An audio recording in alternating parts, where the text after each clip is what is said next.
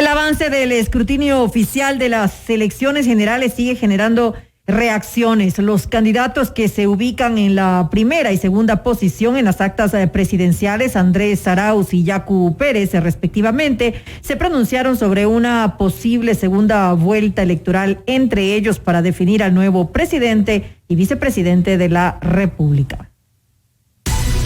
La noticia requiere profundidad. En Notimundo están los protagonistas de la noticia. Así es, a esta hora estamos en línea directa con la doctora Lourdes Tibán. Ella es dirigente indígena de Cotopaxi, vinculada a Pachacuti, que apoyó la candidatura presidencial de Yacu Pérez, que como todos sabemos ahora mismo se disputa ingresar a la segunda vuelta electoral con el señor Guillermo Lasso para competir con Andrés Arauz. Esto lo dirá el Consejo Nacional Electoral finalmente cuando se cuenten todos los votos y se establezca finalmente quién tiene el mayor apoyo, si el señor Lasso o el señor Pérez, para ir a la segunda vuelta electoral. Doctora Tibán, bienvenida a Notimundo Estelar. Le saluda Freddy Paredes. Buenas noches. Hola Freddy, ¿cómo está? Qué gusto a los tiempos. Aquí desde mi hogar todavía recién tratando con esta primer día de entrevistas, tratando de salir del COVID. Así es que no hablaré mucho, pero ya que me hiciste llamar, hice una excepción para salir a conversar. Pues bueno, que se mejore y aprovechemos el tiempo para conocer su criterio. Respecto de los resultados, ¿cómo están ahora?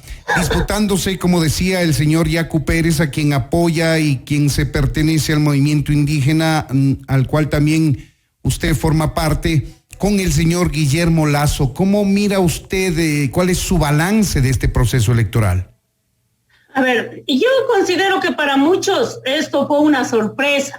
Es más, ayer ya a través de Sedatos, y no sé pues qué estarán diciendo los de Sedatos, pues no, nuevamente una nueva falla. Saben que no deberían permitir este tipo de pronunciamientos antes de ir a los datos oficiales, porque mal o bien los datos oficiales, aunque te hacen esperar, pero te dicen lo que va a pasar, ¿no? Pero el Exipol prácticamente puso a Lasso y a Arauz ya en segunda vuelta y terceros nosotros, y capaz que si no esperamos el conteo ya decimos, bueno, hasta acá llegamos y nos retiramos, ¿no? Entonces ahí tiene que haber, sí, un cierto, ¿cómo saben decir? Inseguridad, no es de inseguridad, de acercamiento a los datos reales, y sí me fastidia lo que hizo Sedatos del día de ayer. Ahora, los resultados para nosotros... Bueno, las dos encuestadoras que hicieron Exit Poll le ubicaban al señor Guillermo Lasso junto al señor Andrés Arauz en la segunda vuelta electoral, no fue solamente Sedatos. Claro, los dos. Pero bueno, el otro peor nunca ha acertado en nada.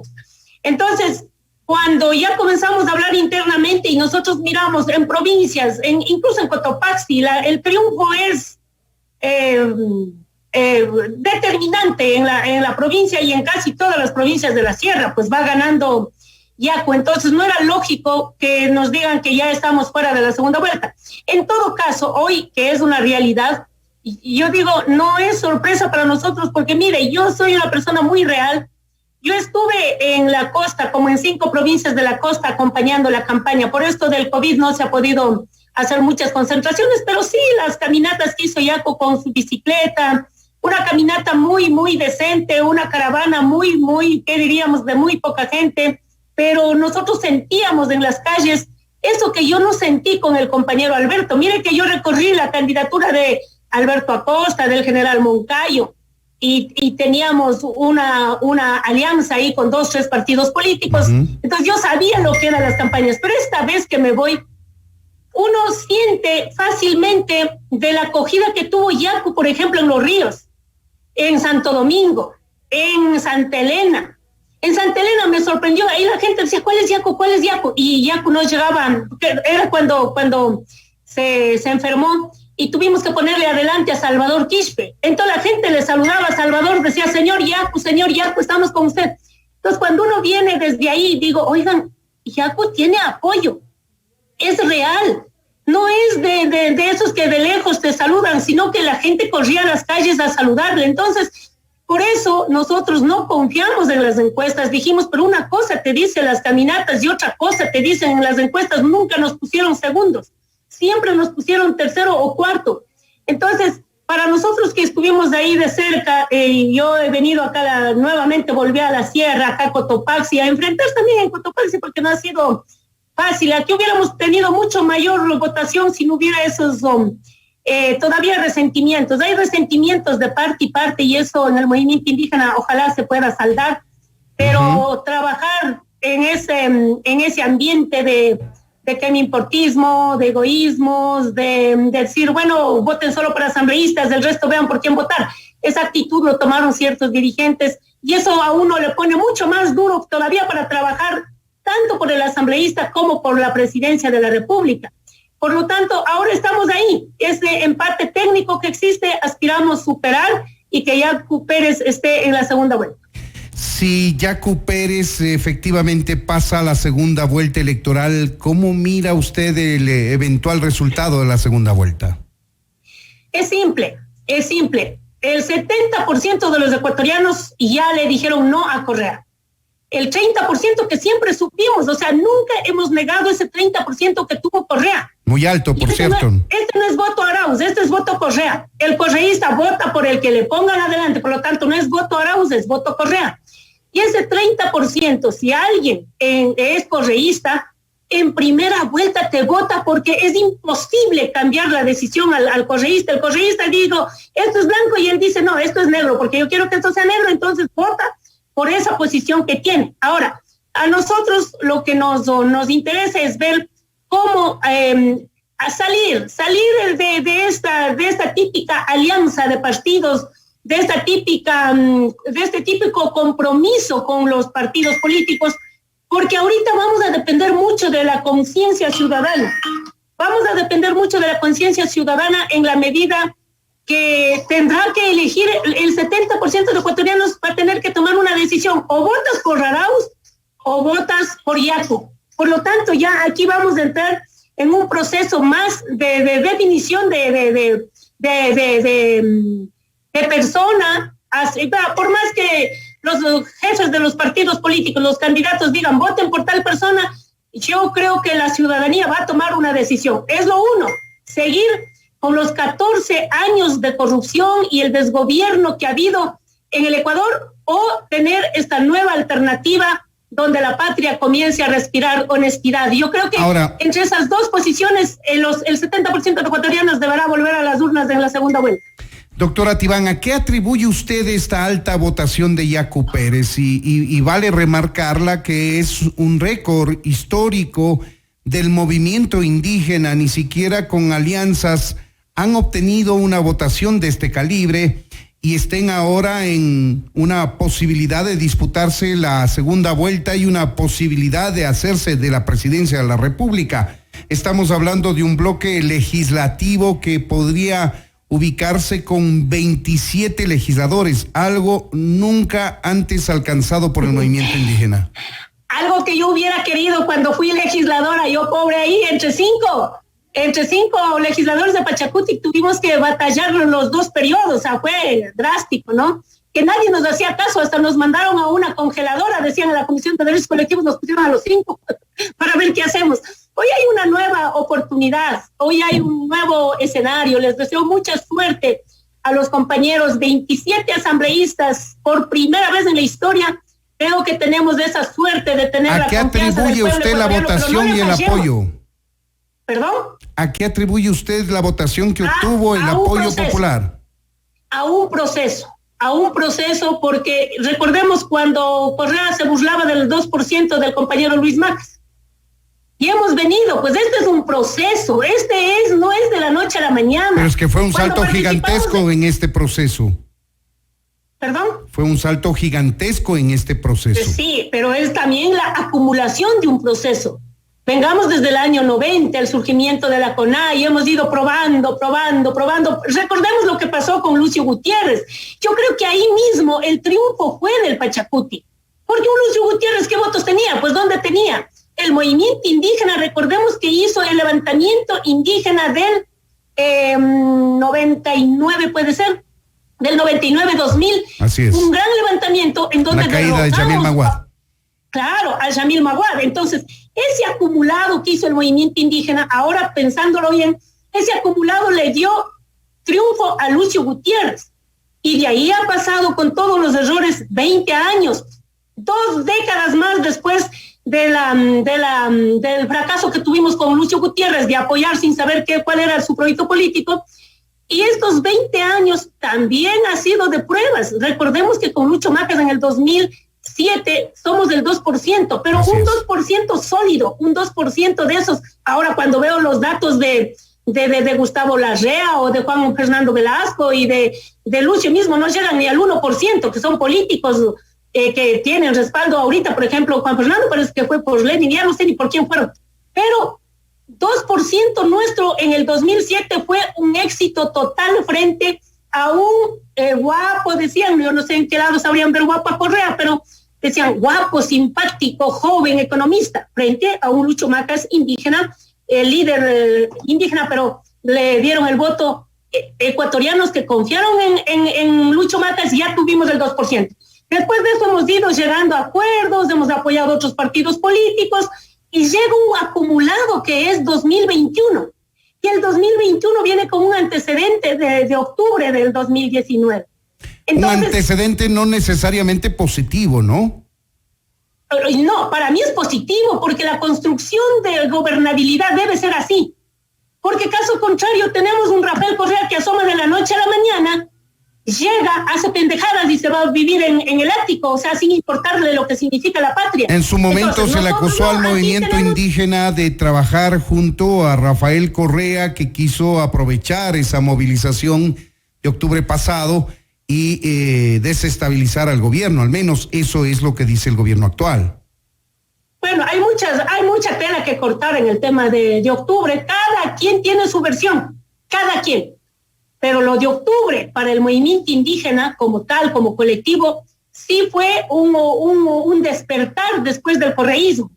Dejó una muy buena imagen, dejó una credibilidad. Para muchos que el tema vandalismo, yo siempre lo diré que el vandalismo no fue nuestro, el vandalismo fue desde afuera del movimiento indígena.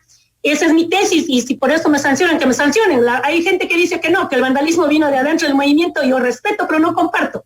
Entonces, ese plus que nos dio octubre también se suma en este proceso de tantos años que venimos participando en la política. Pero llegaron divididos, se pelearon, se distanciaron. Yacu Pérez con el señor Vargas, el señor Issa, protagonistas fundamentales de la movilización de octubre. Es que tenemos que reconocer 2 protagonismos en este caso. El protagonismo de octubre, que es de ese protagonismo exclusivo ahí, y el protagonismo que tuvo Yacu Pérez durante los 10 años del correísmo. No nos olvidemos la cárcel, pues no nos olvidemos que fuimos a visitar en Cuenca, en la cárcel, en un día de abril, yo recuerdo el día de Semana Santa, Viernes Santo, yo me fui a sacarle de la cárcel en Cuenca, pues no nos olvidemos del atropello que le hicieron con los caballos en el arbolito, con el poncho rojo y sangrándole cuando pisó el caballo en la cara. No nos olvidemos cuando en la Plaza San Francisco, en agosto del 2015, yo estuve ahí. Yo me fui llevando la ambulancia de doña Manuela Piga al hospital Eugenio Espejo, cuando le pegaron por todo el cuerpo, todo verde, y cuando llegó la policía dijo, a ver, vamos a levantar los datos de la señora Piga. ¿Quién es esta señora?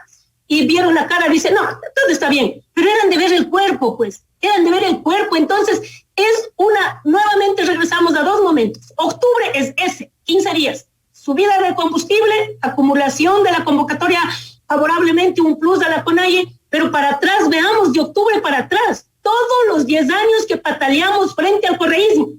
Y quienes pataleamos, a mí no me importa la gente, de pronto los jóvenes que no saben lo que pasó, saben decir, Quispe, Tibán y Lourdes, cuidado, ellos restan votos. ¿Restan a quién? A Correa. ¿Restan a quién? A Arauz, porque yo jamás votaría por un correísmo, porque yo sí sufrí en carne propia. Pero ya que está regresando a punto de perder la vida en el periodo correísta. Ya que está regresando en la historia, doctora Tibán, también hay que decir que el movimiento indígena le apoyó inicialmente al expresidente Correa. No. Nosotros ahí competimos, por eso digo que competimos, Lucho Macas con Correa.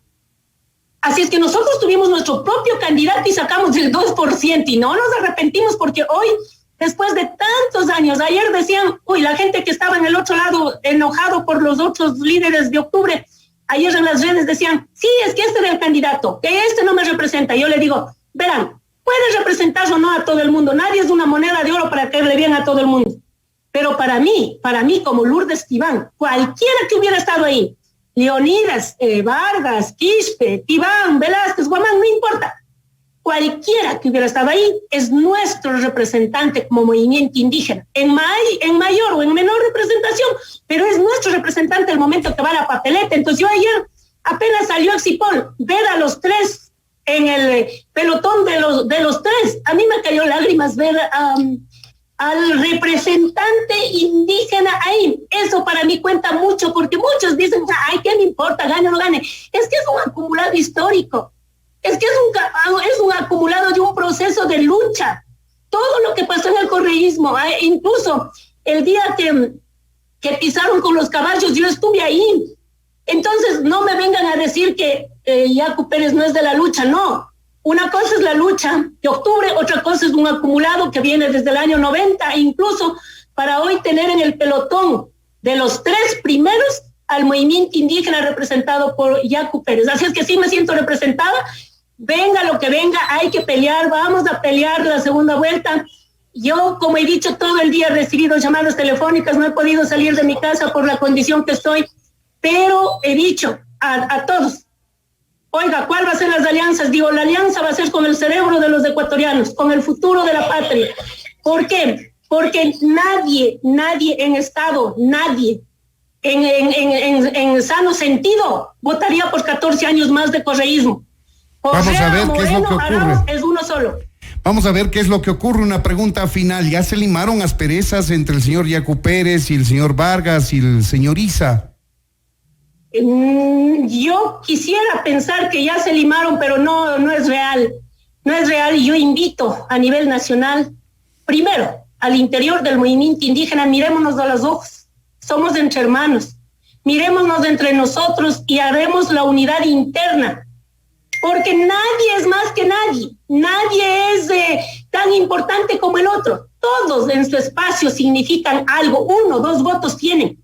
Hay que hacer una unidad interna de poner posiciones en el movimiento indígena. Ojalá la CONAIE llame a una asamblea general que nos pongamos de acuerdo internamente para buscar esa unidad nacional, eso que el Yacu Pérez nos está llamando una reconciliación nacional de ese 70% de ecuatorianos que queremos el voto para la segunda vuelta, porque el 30 está definido, el 70 hay que pelear. Vamos a ver qué es lo que ocurre. Es cuestión de tiempo hasta conocer los datos finales del Consejo Nacional Electoral y saber si es el señor Lazo o el señor Yacu Pérez quien va a la segunda vuelta electoral. Queremos agradecer a la doctora Lourdes Tibán, dirigente indígena de Cotopaxi. Votarán por Yacu. Buenas noches. Esto es Notimundo, amigos. Siempre bien informados.